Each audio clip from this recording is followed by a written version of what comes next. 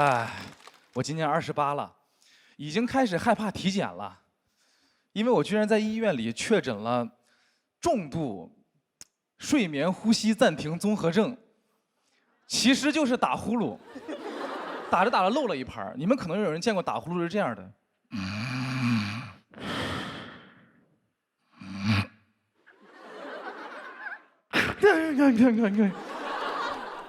这就是睡眠呼吸暂停综合症啊！我是怎么发现的？是因为我在医院里面看到一则广告，说就很打动我。他说你是否有注意力不集中、记忆力下降、焦虑、抑郁的症状？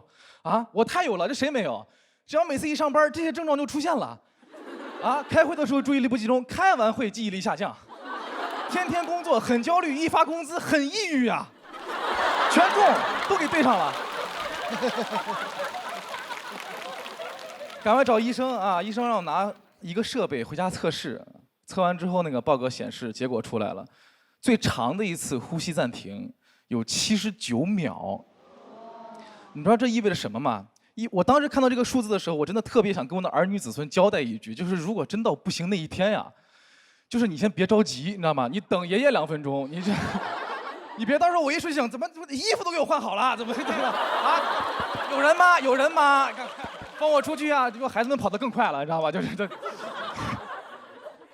后来医生还给我听了我打呼噜的录音，哇，声音真的很大，很尴尬。我当时听完那个录音之后，当时就理解了为什么前女友要跟我分手。尤其他那句“吴星辰，我想一个人静一静”。啊。而且我也在反思，为什么我到底做错了什么，能让我的前女友从来没有告诉过我睡觉的时候会突然不喘气儿了？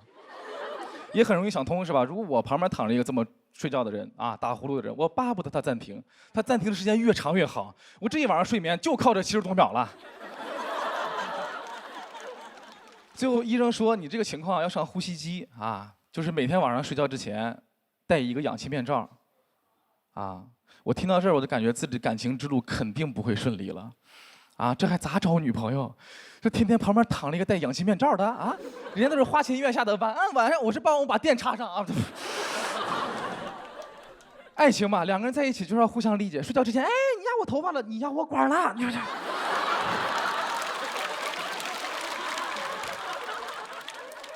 我就问医生有没有除了呼吸机以外的办法，医生说也有啊，你就戒烟戒酒加减肥，多吃蔬菜不熬夜。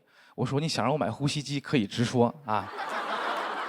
多让我戒烟戒酒加减肥，多吃蔬菜不熬夜，人倒是挺健康，青春猝死了，我也青猝了，我。